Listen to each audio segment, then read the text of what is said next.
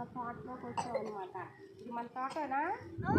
నేనే మొక్కలు వేసుకున్నాము చెప్పండి. వంగ మొక్కలు, చిక్కుడు చెట్లు అవి వేసుకున్నాం. ఇదేం చెట్టు? ఏ చెట్టు? నేరేడు చెట్టు. దీనికన్నీ మనకి మొక్కలు మొలిచాయి కాబట్టి మనం దీని చుట్టూ ఉన్న ఈ పిచ్చి మొక్కలన్నీ పెరిగేసుకోవాలి. ఇవన్నీ పెరిగేసుకున్న తర్వాత దీనికి ఏం చేయాలంటే మనం పాదు చేయాలి. పాదు చేయాలంటే మనం ఏం ఉపయోగించాలి?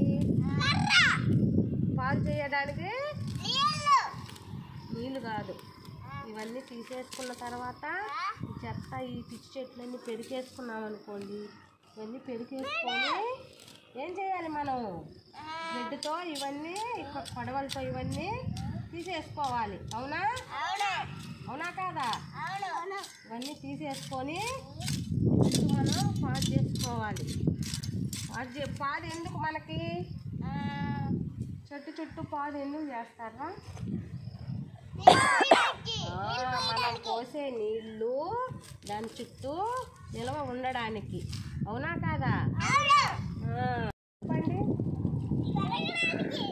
మన చెట్టుకి గడ్డపారతోటి పాదు చేసాము కదా. ఎందుకు చేసాము పాదు? నీళ్ళు చెట్టు దగ్గర నిలబడడానికి దాని చుట్టూ పాదు చేసుకొని చెట్టుకి నీళ్ళు పోసుకోవాలన్నమాట. మీకు ఇదంతా ఎందుకు చెప్పామంటే మీరు కూడా ఇంటి దగ్గర చెట్టు నాటినప్పుడు చెట్టు చుట్టూ ఉన్న పిచ్చి మొక్కలన్నీ తీసేసుకొని చుట్టూ పాదు చేసుకొని నీళ్ళు పోసుకోవాలి చెట్టుకి. సరేనా? తెలుసుకున్నారా చెట్ల గురించి?